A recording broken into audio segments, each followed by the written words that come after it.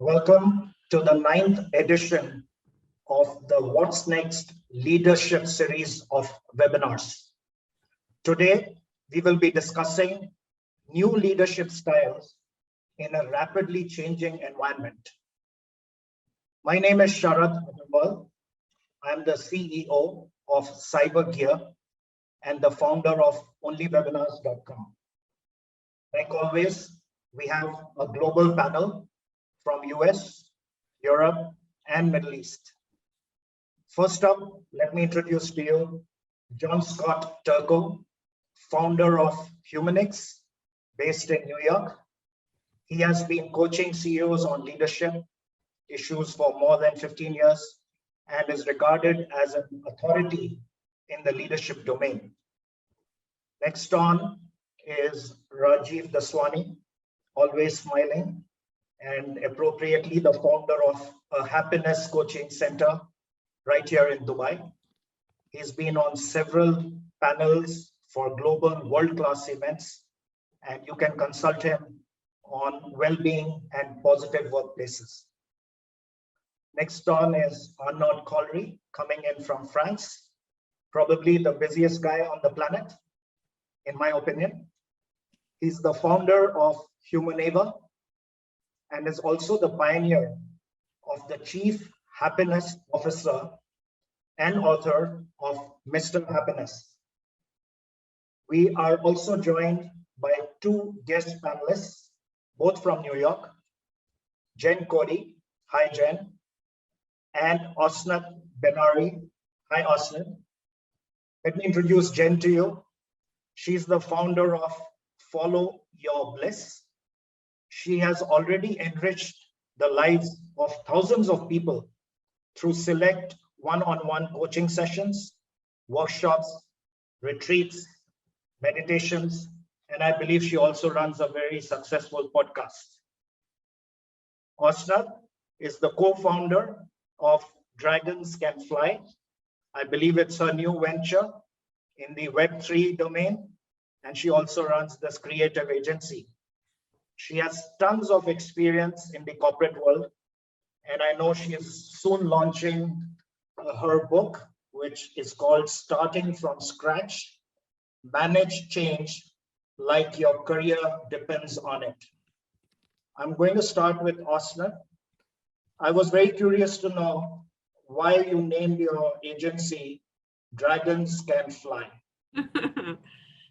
So to say the truth, the idea came from my partner. I know my partner for the last 10 years. We've been working together. 10 years ago, we met through a project that we both worked for a dragon. We worked for AOL. Both of us were on our freelance journey. This was my first time working as a freelancer. She already had her creative agency, and the project we worked on won an Emmy and design award. So we were like, okay, we can do really great things together. But the reason to call it Dragons Can Fly is because ever since we've worked with really the largest brands, AOL, Verizon, WeWork, HuffPost together. So because of that, we say that we can teach dragons to fly. So we say we know dragon, led them, grew them, now we teach them to fly. That's great. And Jenn, can you explain how you selected Follow Your Bliss as your company name? Sure. So Follow Your Bliss is a women's wellness company, and basically, it was born of the idea that we spend a lot of time feeling responsible for everyone else around us. And it's not often until recently that women were really encouraged to seek out their own self-care and prioritize that. So I really felt that it was important to create a space where women can really choose to focus on following their own bliss, kind of identifying what that is and how can they bring it into their life every day without sacrificing everything else around them. Super. John Scott, since you are the expert on leadership, I'm coming to you. What are you hearing and why in terms of the challenges that leaders need to be facing? Thanks, Sharad. I'll share that expertise with everyone on the panel today, I think, and many watching as well. So I think that the interesting aspects for now, and it's constantly changing as we all can see. It's taken on a pace of change that to say it's fast is a huge understatement. I believe what's happened in the past couple of years has been obviously transformative to how people do business, but also transformative to ways of working and thinking for people who may have taken a very long time, if ever, to accept, encourage, and embrace these changes. So I had a meeting last week with one of my clients who was super resistant at the very beginning of COVID. And I've mentioned several of these over the course of our webinars where they said to me, leaned in, they said, I need everyone back in the office. And it was May of 2020. And I said, it's not happening. Let's figure out a new way to address this. So I think what I'll say in summary for now is you can't require compliance and then call it engagement. And I think there's a lot of that was going on years ago. And I think the marketplace, both in terms of consumer marketplace and the employer marketplace, called that to task. And that's not possible anymore. So I think leaders are looking for new ways of thinking, new ways of working, new ways of engaging their teams. And one of my clients a few weeks ago said, our culture is this, our culture is that, our culture is this. And I interrupted them and said, your culture was those things. Your culture is being defined now by what you do, say, and how you behave and interact. And I think that's where I'll kick it back to the group and over to Jenn to give me her 2 cents on that. Thank you. Yeah, so actually, one of the clients that I'm working with right now, one of the biggest challenges that she's facing is she feels that the culture where she works is not aligned with her values and her principles. And I don't think prior to the pandemic that it really was something that anybody explored, because people were in their positions due to feeling guilt and responsibilities, and there was no option presented to them. So now that people have had this opportunity to really see what life is like on the other side, right? We were all forced into this space where we had time to focus on what was important to us and what are the values that we want to be aligned with when it comes to our careers and our workplace. So what I'm finding is that when people feel that that's out of whack and they're not feeling like it really jives with who they are as a person, then they're looking for other places to go. Part of this whole resignation, right? How I forget what the percentages of women in business and C-suite roles who are going to be leaving their jobs over the next year is just staggering, that number. So I think that providing people the space to really feel confident that they can make a change and they can look for leadership that speaks to what they want to surround themselves with is a different dynamic than we've ever encountered before. Thanks, Jenn. How about you, Asnat? So I couldn't agree more. I think that a lot of what we used to see in organizations is that leaders, sometimes we're good at building culture and sometimes we're not.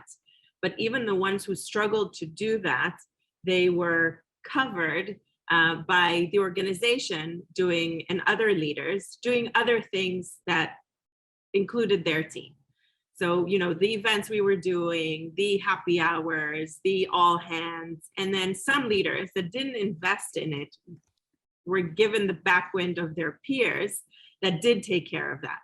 And now that we're more, we're hybrid or we're completely remote, then every leader needs to learn how to do this. And I think that those who neglected it back then and got the air coverage of their peers no longer have that, or less identify that. So I think what they need to do is either start learning, meeting with people like you, to learn how to know how to build a culture and know how to take care of their employees and what conversations to have, and how to basically rebuild the workplace. And if they don't know how to do that, then they need to ask for help or join other groups or join other teams, but something needs to change because they're completely exposed now.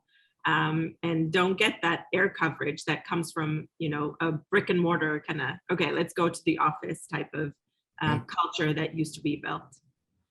Yeah. What are you seeing, Arnaud? And you've been so busy in so many different geographies with so many different populations. What are you seeing in the marketplace now, my friend? First of all, it's not like I'm on stage, but I want to thank the whole panel. And it's true. I love our two new guests. Love to meet new people. We always bring some new on board. I'm so fascinated. It's the 9th time we're doing it. Love it.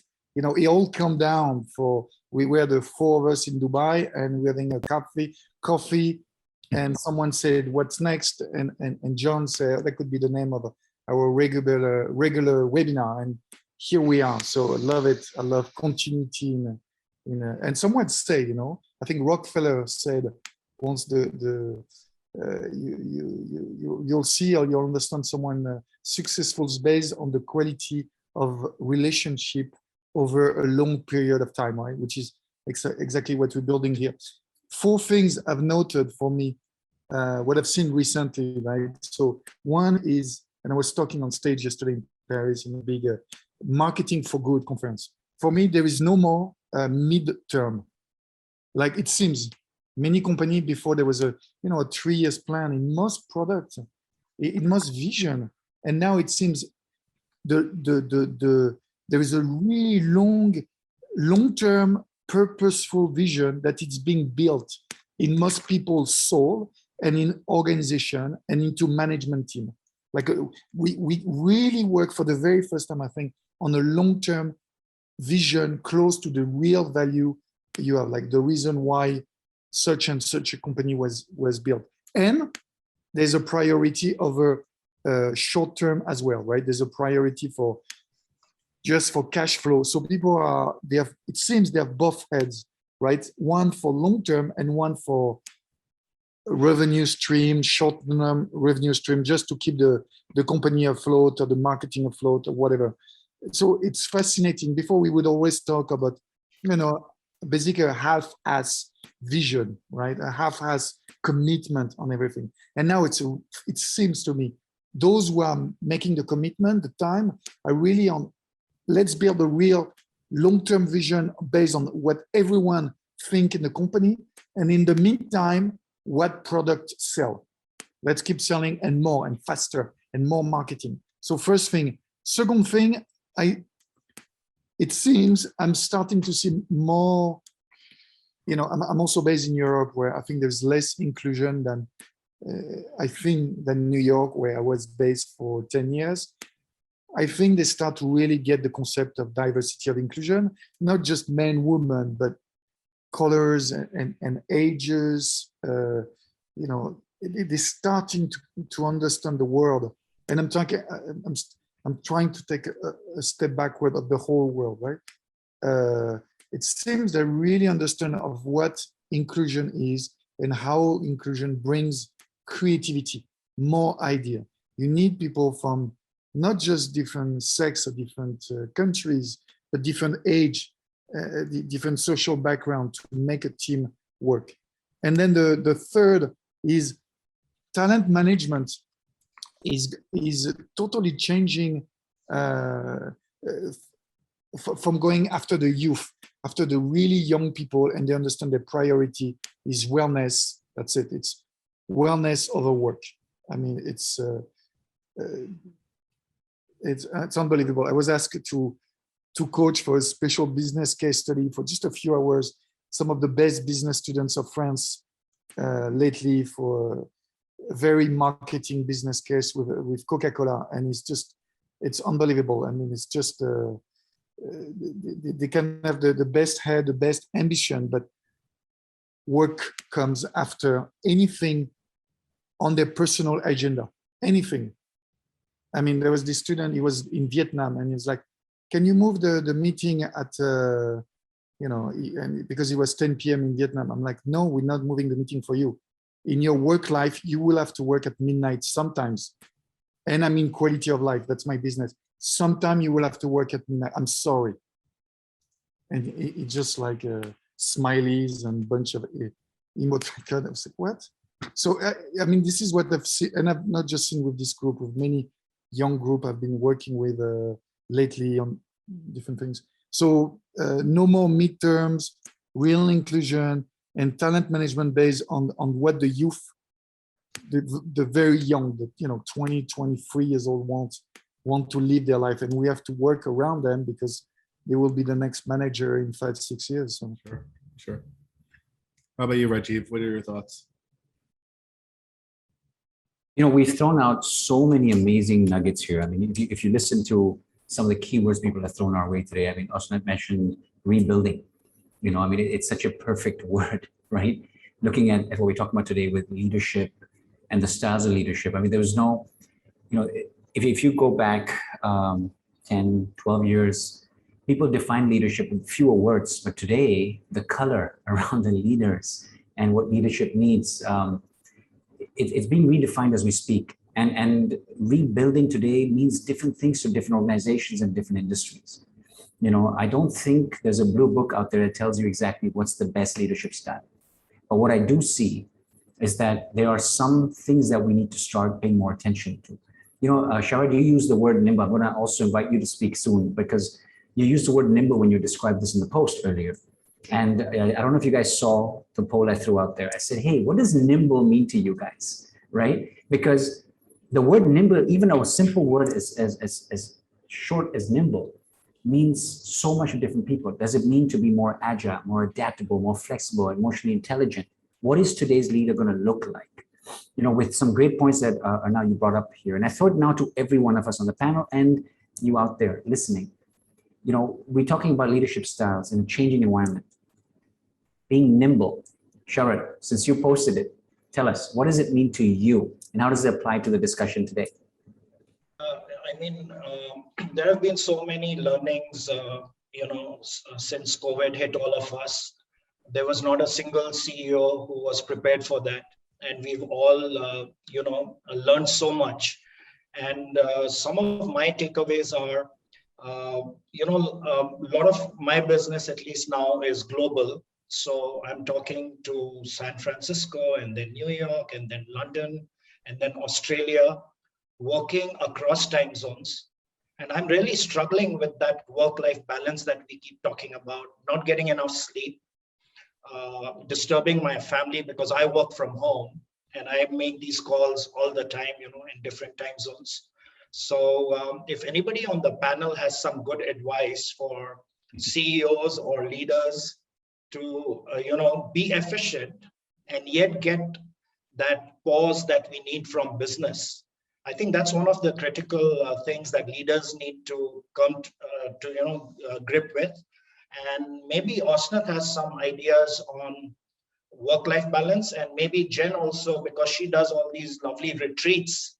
I think maybe I need to attend a retreat to detox and start from scratch again. So Osnat, to you, and then to Jenn. So I think that really we need to be intentional because there's so much going on in our lives and everybody's exhausted. As part of writing the book, I met so many leaders that made change and a lot of people who just want to jump now and say, okay, I need to start from scratch. How do I do that? And I think that the intention comes because, I think that we all need to perform at work. We need to perform in our lives. And then how do we make it better? And how do we try to do that work-life balance? I think leaders need to be attentive to employees that don't know how to do it, or younger talent. Arnaud was mentioning younger talent that doesn't know how to do it and what is okay. Like, I appreciate the fact that this individual tried to tell you, can we not do this after 10 p.m.? But I think leaders need to notice, if your team worked too hard this week or you work towards a project, stop, celebrate, give them, no emails today, no meetings today. You don't need to do these big events or big spending. Just be mindful and intentional to what you do as a leader, but also as an individual. Take a retreat, take a day off. I have 2 children. I don't have a lot of time because I have my agency, I have the book, I have work, I have so much, and I have my kids and family. But, you know, I take a break for an hour and, you know, walk my dog, or I, you know, go in and do manicure. I don't know, whatever gives you that boost of energy. Just be intentional. Make sure you see what helps you, what is good for you. And also as a leader, be sure to check that you know how to do it. And it's okay to start small. It's okay to ask. It's okay to test and see what works and what doesn't. But I'm really curious to hear about Jenn's retreat. Yes, Jenn, please walk us through some of the retreats that you typically host. So yes, I absolutely would love to. I do want to touch for a second on what Rajeev said before about a leader being nimble and rebuilding. And actually what everyone has been speaking about, I think one of the big changes that we're seeing is it used to be where a company had a culture and the leader did things the way that they wanted to do things. And in order to work there, you kind of fit yourself into that mold. And now to be nimble, leaders really, it's all being kind of turned on its head, right? Where you need to see how different people in your organization need to be led differently. And you can't necessarily have one leadership style for everyone in your company. Everybody is going to respond differently to what you have to offer and to how you lead them. And to touch on what you were saying, Asnat, is if somebody needs that time for themselves, if they need, like you're saying, somebody needs to take a retreat, if somebody needs to introduce more self-care, it's amazing if as a leader, you can recognize that in your team and help provide that for them. You know, when leaders come to me and ask me to do team building exercises for their companies or to have a retreat for a company, you know, that's something that is really recognized by the people working for that organization as a huge positive when they think of their leadership. So that's something that really is coming into play more and more, I think, now that we're in this new culture and this new way of working. So the retreats that I do have been largely around mindfulness and intention. And as I said before, it is a women's wellness company. So as of now, it's only been for women, but you're all welcome to come and we can do one together. A What's Next retreat would be great. So we focus a lot on mindfulness and intention setting and goal setting and putting those things into action, right? Creating action plans around it.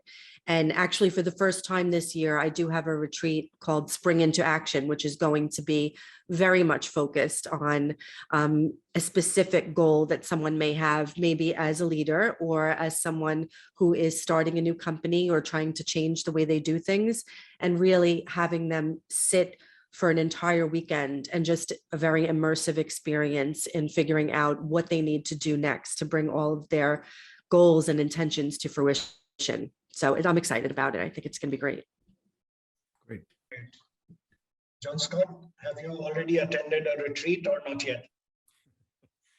As Jenn said, I've helped out here and there, and it's fascinating to see. You know, Jenn's retreats before the last one was completed, it was sold out for the next sessions, and she's added several more for 2022. So there's a lot going on up in the Catskills and in Sag Harbor for the spring retreat, and you know, more to come. So yeah, it's been really incredibly well received and growing over the years. So it's interesting, you know, that we're touching on so many different aspects of this, and I want to steer it over to Oz about her book, which I put in the comments, by the way. It's coming out soon. So I want to give you a chance to talk about Startingfromscratchthebook.c. And we're talking about renewal, we're talking about starting over, and you have a book coming out a little bit. So I just want to give you a little bit of time to talk about the germination of that, and then how you're bringing it forward into reality. Yeah, so starting from scratch, I actually, when I started writing it, I didn't even notice that so many of us do this so many times.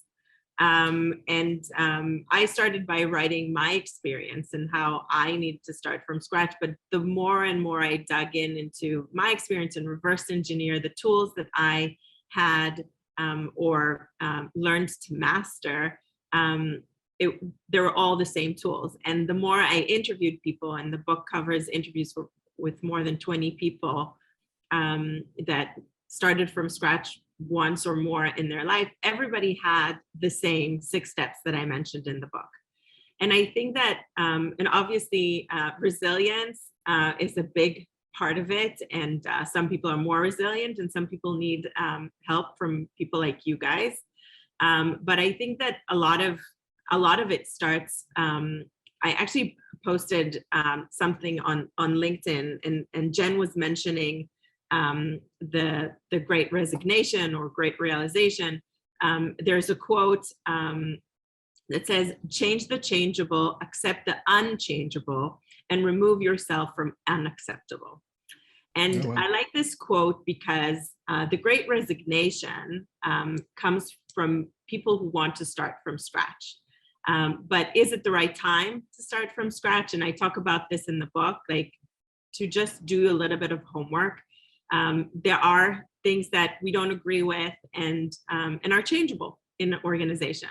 And there are things that we don't like, and well, it will repeat itself in other places. And some things are just stronger than what we are. But definitely remove yourself if it's unacceptable. But the rest of the things, like you need to know when to start from scratch. And starting from scratch isn't like I start one day and that's it, I do it. I actually need to plan ahead. And the 6 steps in the book talk about a learning mindset. And if you don't have one, you need to start doing that. And the learning mindset start from, read books, meet people, go and join communities, and look for interests group that are interesting to you or to your next role. Like there are things you can do to prepare yourself from starting from scratch. And don't start from scratch if you haven't started that learning. You can do that learning and spice your life and your day with learning new things. The next thing you need to do in order to start from scratch properly is to work on your resilience. And that can mean so many things, getting a coach, meeting friends, making a list of all the things that you're grateful and thankful that are not necessarily related to what you are trying to separate yourself from. And the third thing is building a personal board of directors. And I cannot say enough about that, that my personal board of directors saved me from doing many, many restarts that were wrong for me, or actually pushed me to start correctly. And I think that that is really important. And a personal board of directors are people that can give you good advice. And those can be coaches that you hire, but it can also be friends, can also be family, it can also be ex-colleagues, peers, bosses, current bosses, previous bosses. Just make sure that you have that. And you also need to have one of each. Not everybody needs to admire you and think that you're the best. It's okay to get, that tough love conversation from time to time. But really, to get yourself one and cultivate that work. And I always say, when you start from scratch, when you jump from a company, when you have this great realization, who do you add from the current workplace to the next time as someone on your personal board of directors? And there's obviously more tips in the book, but I think I wanted to mention those 3: learning mindset, resilience, and personal board of directors. And if I may say something, John, thank you. I love it, and I'm gonna put my email in your website. It's great, actually. She can answer you right away, almost. Right? There's a little thing like in the desktop, but just I never seen on the mobile as well. So thank you for doing it. And if I may add, because I've reinvented myself a few times, and also I think love it. And also when you start your community building, which is I think the key element to change life, know that you will have, I think, because I've seen it 15 times, I've changed life, you will have new angels and maybe dead angel, which in my, I'm releasing a book in 5 days around the same topic. And I have a chapter, but it's in French. So it's not interesting for anyone on the panel here. By her book, don't worry about mine.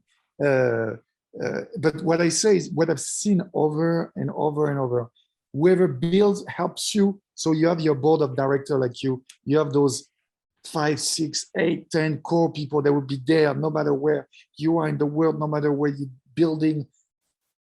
And then there's going to be new angel in whatever new path or countries or cities that are with you and will not be on your next chapter. And it's okay, and accept those that were on my chapter in New York and when I was a coach and keynote speaker.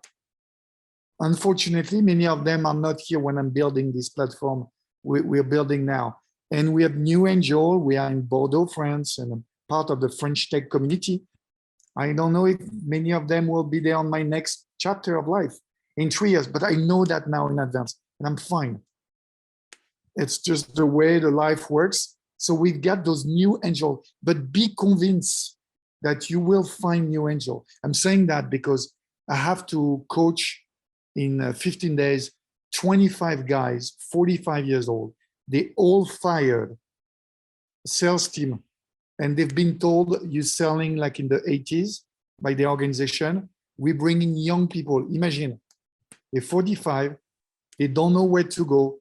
Apparently they are super depressed, right? And my speech will be convinced, you're gonna find a new way, you're gonna reinvent yourself. You don't know yet, but there's gonna be something extraordinary and angel, not to be spiritually, but I mean, amazing people that will come up and that you don't know of yet. I would just add that. I mean, I agree. If I may just comment for it. Yeah, go ahead, Osman. I said, I love that you called it angels, because when I speak to people about starting from scratch and about building their personal board of directors, they always say, many of them say, I'm on someone's personal board of directors, but I don't have one. And how do I begin? And when you said angels, I always say, just close your eyes and imagine if you're doing something great, who is the person that if you walk down an aisle, they'll be there clapping for you? Oh, wow. Who is that? Who are those? And they're on your personal board of directors. You know it, you call it this way, you don't, but these are those people. I love the term angels. And basically that's where you start. You don't have to, hire them, although it is recommended that you get a coach. It is recommended that you invest that in yourself and you love yourself in that way. But it's also those people that when you close your eyes, they're probably there clapping for you. I love the idea. Yeah, also, I just want to add, I also have some experience in mentoring startups right here in Dubai, and many of them are very scared to fail. And I'm all the time telling them it's okay to fail because that's when you learn the most.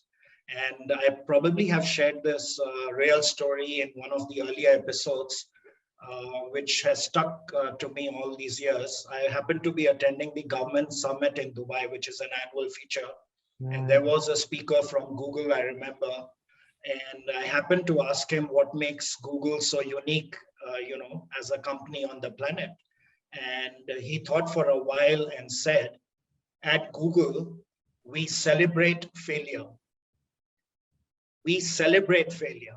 Why? Because there are so many learnings from failure, and they actually have a gong, a bell that people ring if they come into the office after some failed account, share their experience with all others, so people are better prepared next time around. So I think as leaders, it's also important to tell our team members that they don't have to be scared to always get it right, and they need to, take bold action and, instill the confidence in them that it's okay to fail. So that's a little bit of my experience in mentoring startups. Rajeev, I'm sure you have similar experiences to share. No, I do, absolutely. And it's amazing as I listen to this discussion, one of the things that pops up to me, Oz, when you said, a board of directors that you can hold you accountable, can be your angels. I love the word that are now used. It's amazing how as leaders, we forget that we have a lot of angels around us at work too. A lot of angels who are in our companies that we fail to listen to, creating that culture. And I know John Scott and I do this. We talk to people all the time about how can we build a culture that listens, being vulnerable enough is tough enough for many leaders, right? Because they feel, and it depends on the culture you're from. Sometimes the vulnerability can be very frightening for people, but at the same time, when you create that space, you know, you have a lot of angels around you that are willing to tell you if you just listen. And of course, having a culture that allows you to take information without conflict, creating a conflict environment without fighting it out, but getting information, because sometimes you stretch your limits like a rubber band, right? When you hear things that maybe you don't agree with, but you can learn from. So it's amazing. You have people around you that you trust, and a lot of times we waste that opportunity. What do you guys think? John Scott, what's your thoughts on that? Yeah, I just want to acknowledge, you know, the comments in the thread too, like Joyce and Laura. Hi, Laura. You know, I think what we're talking about here is really embracing the fact that leaders today have the opportunity, and I just said this recently in a talk, to embrace their I don't know. I've said this many times on our podcast before, on a podcast webinar, what we're doing. Embracing the I don't know. And I think that's such an inclusive way to say, you know, this is an unprecedented time. Even now, like with the pace of change that we adapted to and tried to harness in the past few years was so rapid, and not surprisingly, the pace as things come out of this, and it's, you know, coincidentally springtime, and I feel like there's this kind of seed change happening around the world in terms of the pace and the velocity of changes and innovation, and embracing failure as a tool to learning and growth. We have this opportunity now as leaders to say, you know, well, I don't know, we've tried this, let's try this, let's hear what you have to say, and really kind of listening. I think we've said, everyone has touched on the aspect of listening, and it's always been important. And Jenn touched on something earlier where previous to the pandemic, and in many organizations that I'm sure we've all worked with, the leader sets the tone. And if you want to work there, this is how we do things. And if you're going to work here, you're going to do things this way. Those organizations will not survive with that mindset. And I've seen consequences of this with my clients just in the past few months, where conversations of coming back to work, return to office. We've done our webinars about this recently as well, the plan for return to office. And you know, I'll end on this point. We did a webinar on RTE, on the return of engagement instead of ROI, or return on engagement.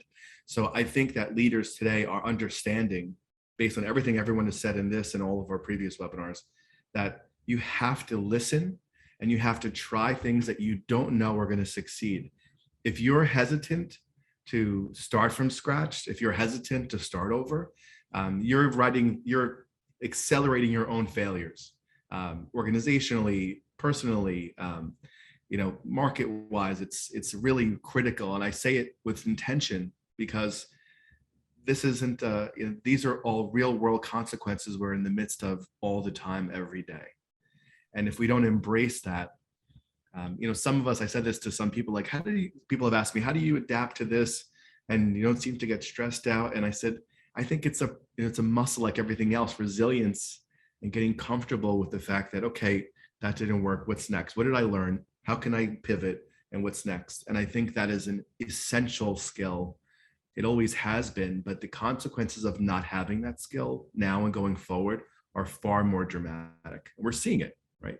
So I'll throw it back to you. I was like, what are you seeing with your clients? I know you said you started your Web 3.0 company, and I'm sure that this is all very top of mind for you and your organization.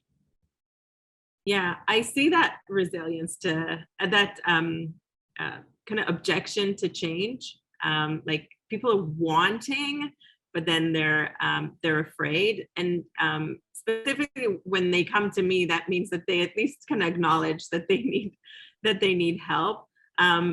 Back to what you were saying about, you know, if you don't know, I think as a leader, it's okay, more than okay, to say, does anybody else on the team knows better than me? And it will be magical what it does to you, what it does to the team, what it does to the engagement around you, that you also call in other people. It's so much to hold all of this on your own. and other people. And I think that they will appreciate you, they will stay with you, they will support you.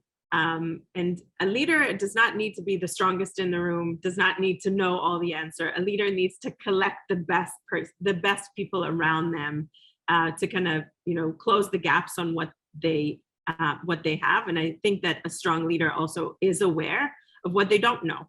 And that's why they hire really great people. So I think that, not knowing is more than okay. But what do you do with not knowing is also important. And then, just call in your team. You'll be surprised. One of them will know, or one of them will want to say that they know. And maybe you guys figure it together if both of you don't know. But something magical happens in the team when everybody are thought partners versus that hierarchy that you were saying, doesn't work in organizations.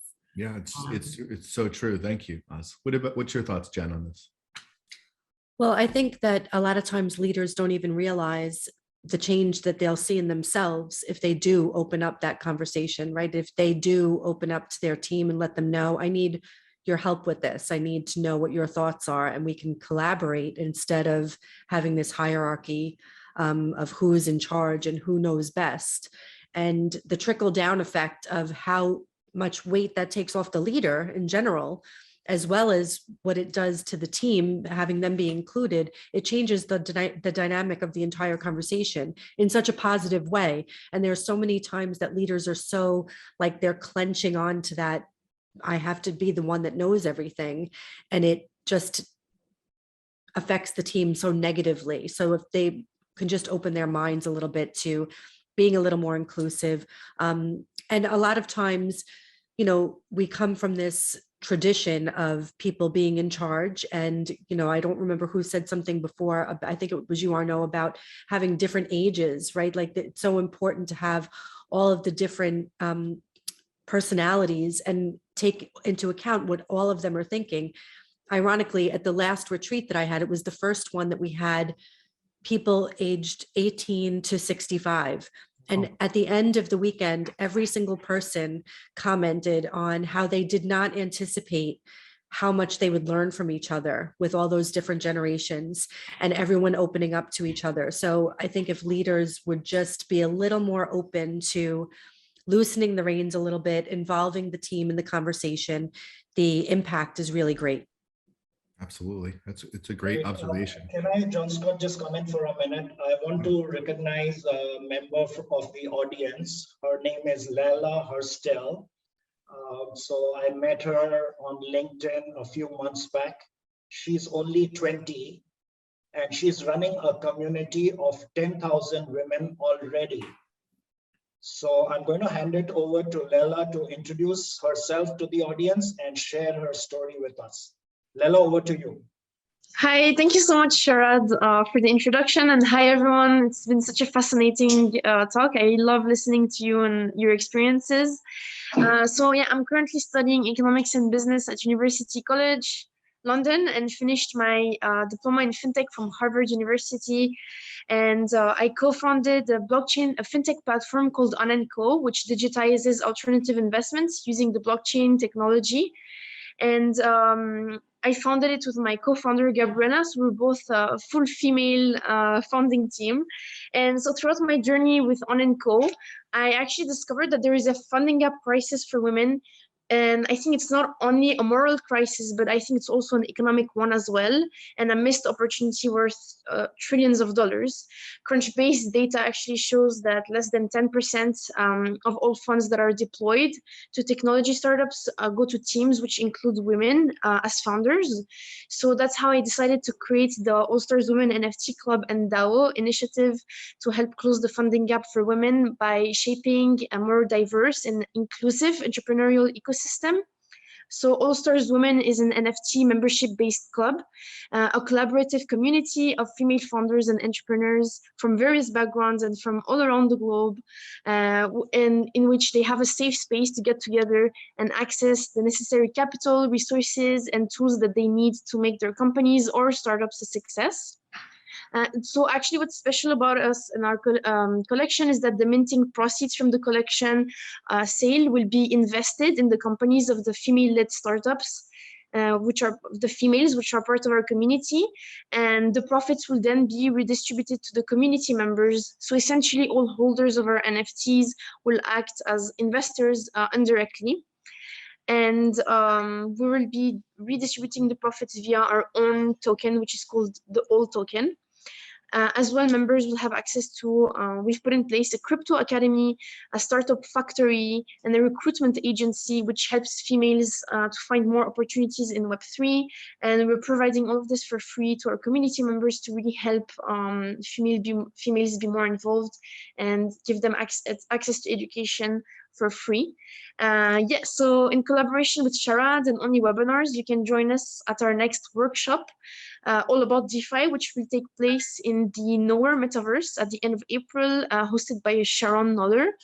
And also we're going to be hosting another webinar. The topic is leadership in tech, which is going to be taking place on the 18th of May. So yeah, thank you so much for your time, and I hope to see you all there soon. Thank you. Leila, can I ask you in the chat to write out the name of your website and the other relevance so that we have it for record and Yeah, you can share it, please? of course, you know, I'll put in all the details there, and hope to connect with a lot of you. Thank you. Also, your LinkedIn profile, Leila. I'm sure all of our panelists want to connect with you. And I don't know about you, John Scott, but at 20, I was still deciding whether I should study physics or chemistry. Right? I'll defer to you on that one and keep my mouth quiet at 20.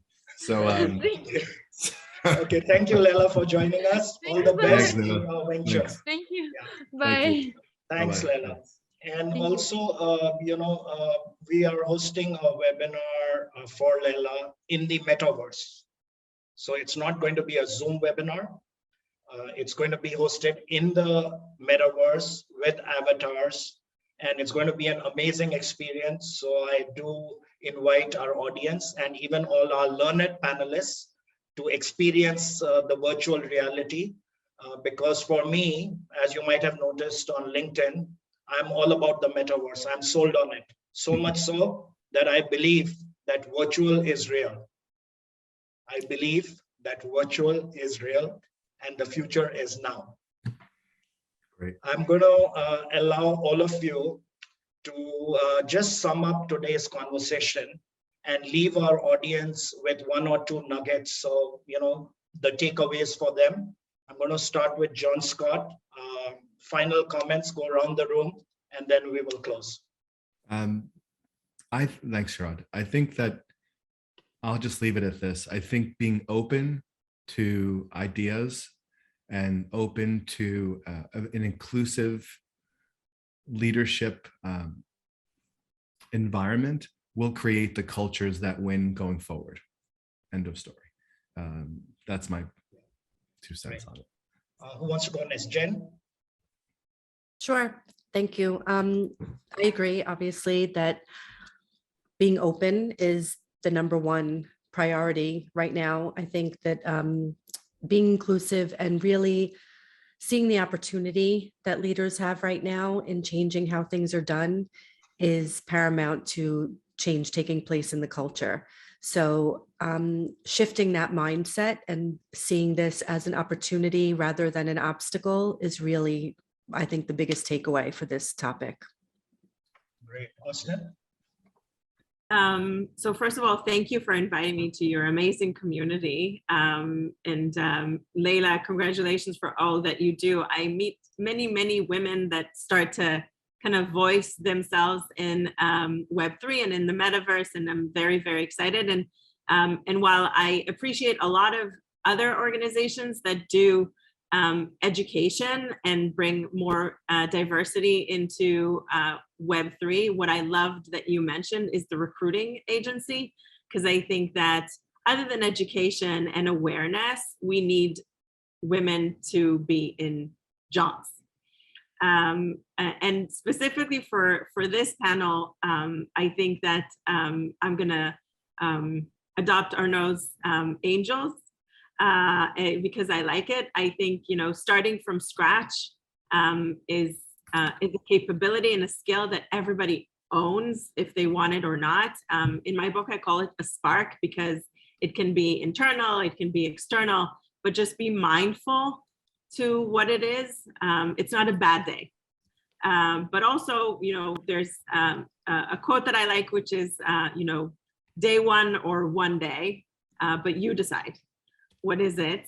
But one day you'll need to start from scratch, and just make sure that you don't do it alone, and you come with the tool set, that many of the people on this panel mentioned, which is resilience and taking care of yourself, which is the angels and the people that come with you, and a lot of things that you just need to dig into yourself and seeing that you are equipped to start from scratch.